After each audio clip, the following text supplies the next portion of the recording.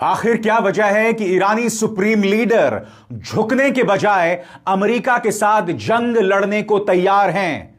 क्योंकि हम सबको पता है दोस्तों, जंग का क्या परिणाम होता है, उसका क्या असर होता है। इस बात का आभास सुप्रीम लीडर खामेनी को भी है, मगर वो हर कीमत पर अमेरिका के सामने झुकना नहीं चाहते। समानांतर तौर पर ईरान के विदेश मंत्री अब्बास अरागची लगातार बातचीत कर रहे हैं और उनका जो ताजा बयान आया है उसमें वो अमेरिका से कह रहे हैं, भाई थोड़ा सब्र रखिए। बातचीत की प्रक्रिया में सब्र यानी पेशेंस रखना बेतहाशा जरूरी है। आप में से कुछ लोग कह सकते हैं कि आखिर खामेनी का यह बयान क्या कहता है, क्या है खामेनी के पीछे के इस बयान की सोच। क्योंकि आपको समझना पड़ेगा दोस्तों कि खामेनी को सत्ता में रहते हुए करीब 37 साल हो गए हैं, यानी कि करीब 4 दशक, और उन्हें इस बात की चिंता है कि लोग उनकी विरासत को किस तरह से देखेंगे। और बात वहां तक सीमित नहीं है, वो ये भी जानते हैं कि अगर ट्रंप के साथ समझौता हुआ अमेरिका की शर्तों पर, तो ईरान को कहीं ना कहीं इस्राएल के सामने झुकना पड़ेगा।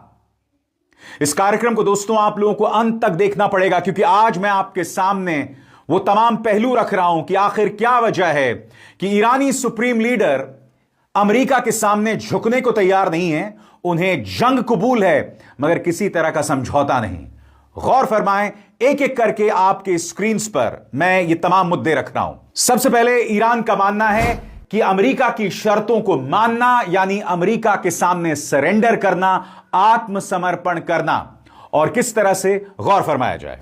अमेरिकी शर्तों में यूरेनियम एनरिचमेंट को खत्म करना और बैलिस्टिक मिसाइलों की मारक क्षमता को इतनी कम करना कि वे इस्राएल के लिए खतरा ना रहें, जैसी शर्तें शामिल हैं। अब आप मुझे बताइए कि सुप्रीम लीडर खामेनी से क्यों मानेंगे?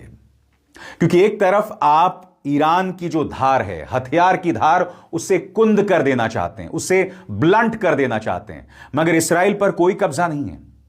इस्राएल एक परमाणु राष्ट्र है, उसके पास मिसाइल डोम है। यही बात खामेनी बार बार कहते हैं कि अमेरिका के सामने हम समझौता करें मगर इस्राएल पर क्या दबाव है। दूसरा मुद्दा, इसके अलावा कई और शर्तें भी हैं, जैसे पूरे क्षेत्र में सशस्त्र समूहों को समर्थन रोकना और ईरान को अपने नागरिकों के साथ व्यवहार में बदलाव करना भी शामिल है। अमेरिकी विदेश मंत्री मार्को रूबियो ने भी यही बात कही है। अब यहां पर इशारा अमेरिका का किस तरफ है? उसका इशारा है हमास की तरफ, हिजबुल्लाह की तरफ और हूथी विद्रोहियों की तरफ, जिसे कहीं ना कहीं ईरान का समर्थन मिलता रहा है। अब ईरान यहां क्या कहना चाहता है, या ये कहा जाए खामेनी क्या कहना चाहते हैं? ये जो तमाम